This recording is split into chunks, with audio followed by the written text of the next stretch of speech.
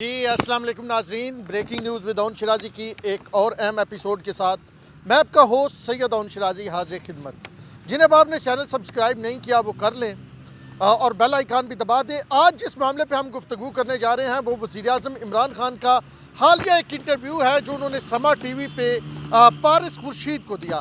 وزیر اعظم عمران خان کا انٹرویو ان کے لیے بہت سے حوالوں سے چار شیٹ بن کے سامنے آیا، اور جو پہلے انہوں نے دعوے کر رکھے تھے اور جو وہ پہلے کہتے تھے کہ 90 دن میں تبدیلی، 100 دن میں تبدیلی، اب وہ کہتے ہوئے نظر آتے ہیں کہ جناب میرے ہاتھ میں کوئی جادو کی چھڑی نہیں ہے، بلکہ انہوں نے کہا جادو کا ڈنڈا، چھڑی استعمال ہوتا ہے، اب ڈنڈا جادو کا وہ استعمال کر رہے ہیں تو ٹھیک ہے جی۔ وہ کہتے ہیں جادو کا ڈنڈا میرے ہاتھ میں نہیں ہے، اور یہ چیزیں اس طرح نہیں ہوتی۔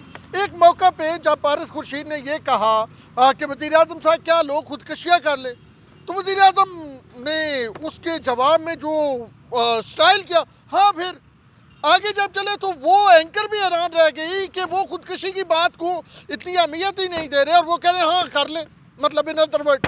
تو ذرا تھوڑی سی ہم وزیر اعظم کے انٹرویو پہ بات کرتے ہیں، اور سب سے پہلے ایک وہ معاملہ جو اکثر نظر آتا ہے کہ وزیر اعظم عمران خان ہمیں ہمیشہ کنفیوژن کا شکار نظر آتے ہیں۔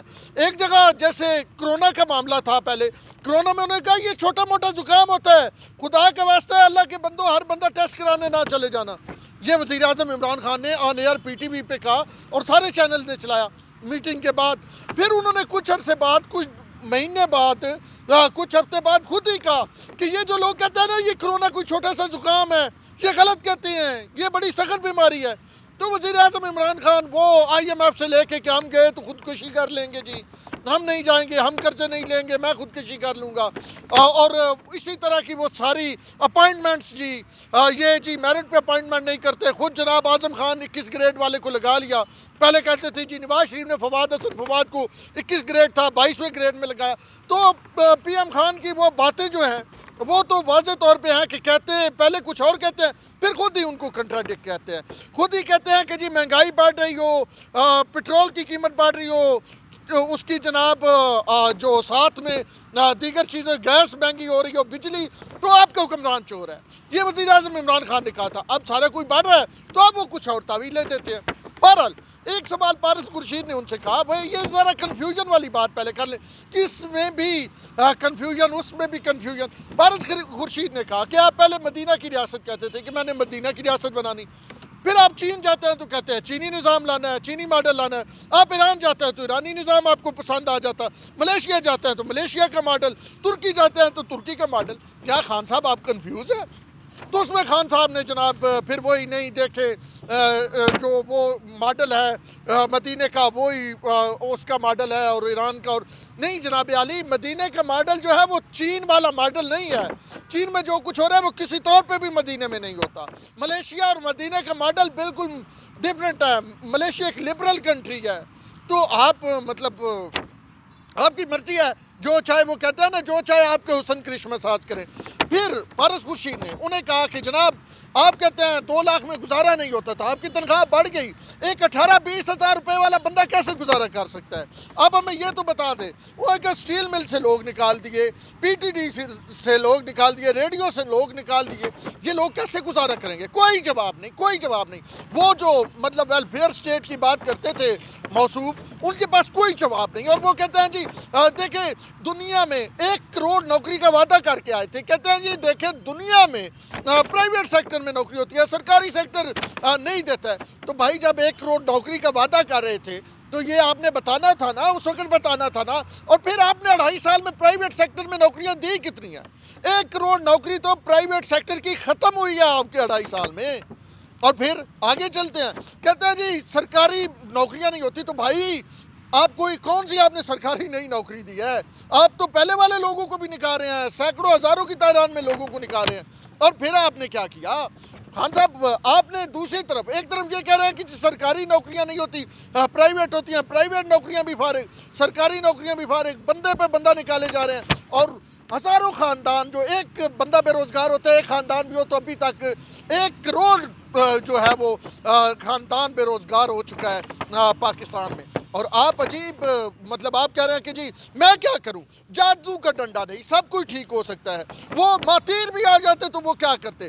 خان صاحب آپ تو ہمیں یہ سناتے تھے، آپ نے انٹرویو میں کہا ماتیر کو بھی دے دیں، وہ کیا کرے گا؟ خان صاحب آپ ہی تو ہمیں بتاتے رہے، آپ ہی تو کہتے رہے میں جناب ٹیکس ڈبل کر دوں گا، یعنی کلیکشن ڈبل کر دوں گا، اوپر بندہ اوپر ٹھیک ہو تو نیچے کرپشن نہیں ہوتی۔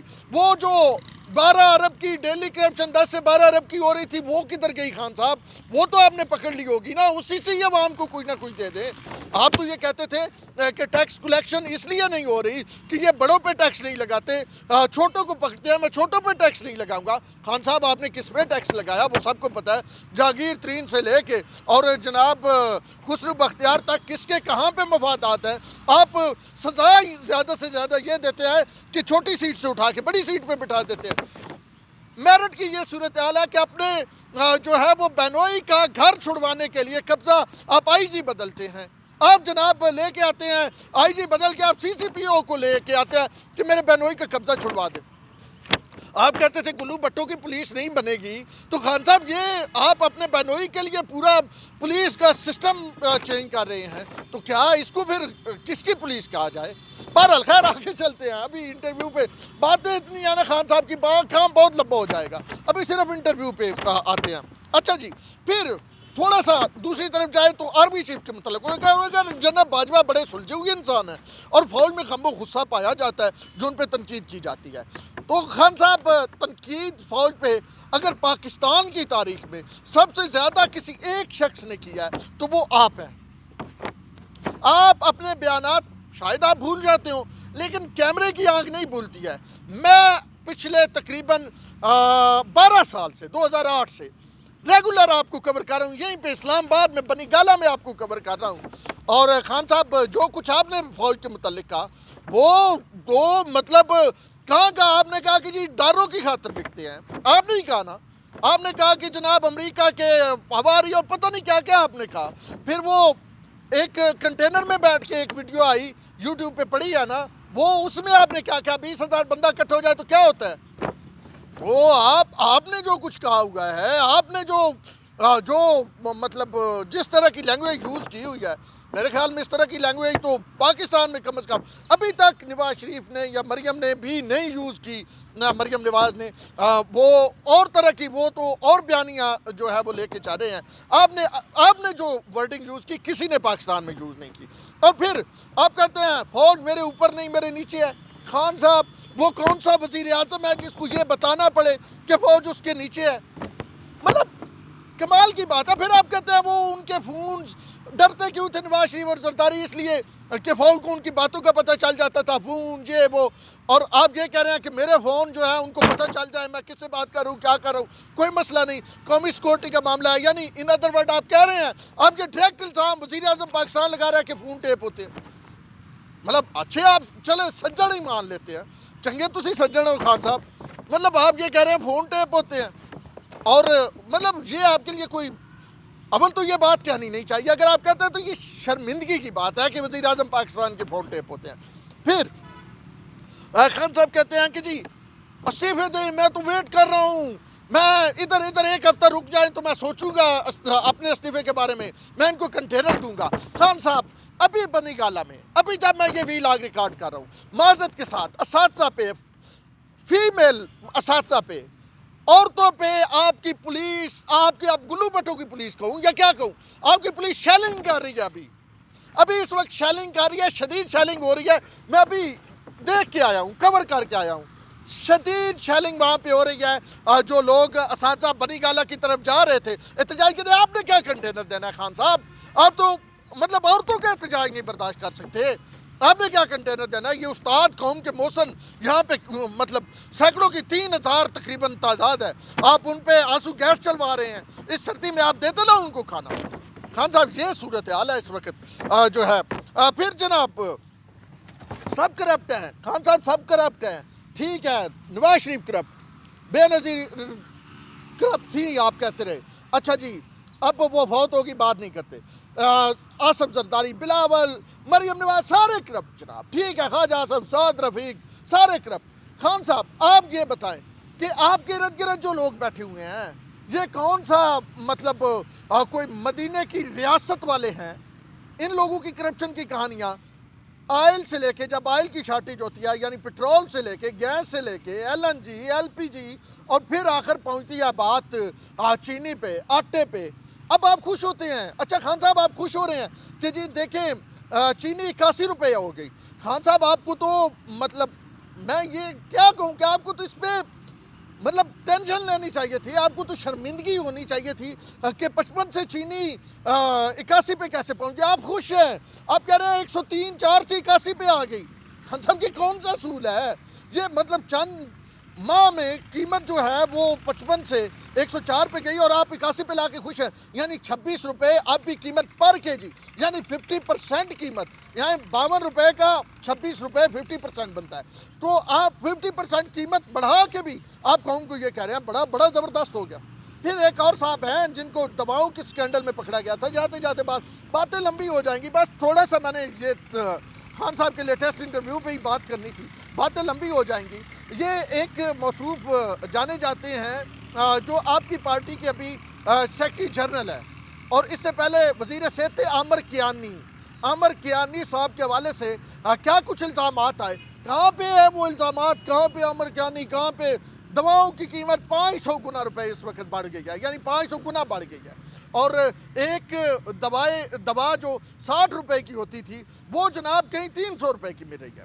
یہ صورتحال اس وقت مدینہ کی ریاست کے والی جو بنے بیٹھے ہیں وہ جناب یہ بنی گالہ میں لوگوں پہ شیلنگیں کروائی جا رہی ہیں، عورتوں پہ بچے اٹھائے ہوئے ہیں عورتوں نے۔ میں وہ مطلب آپ کے سامنے اگلے ویلاگ میں لاؤں گا فوٹ کے، میں آپ کو سارا کچھ دکھاؤں گا کہ کس طرح کیا ہوا۔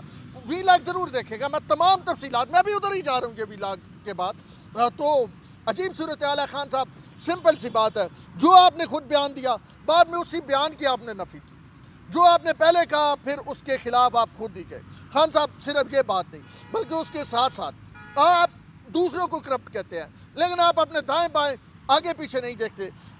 فردوس عاشق اعوان سے لے کے اور پھر آگے چلتے جائیں اور آخر میں ادھر پنجاب سے شروع کریں نا فردوس عاشق اعوان، اور دوسری طرف چلے جائیں اور GDA جو آپ کی اتحادی ہے یعنی جو محتمہ حمیدہ مرزا تک، کتنے لوگ جو ہیں وہ دودھ کے دھلے ہوئے ہیں۔ خان صاحب ذرا خود بھی تو نظر دوڑائیے نا۔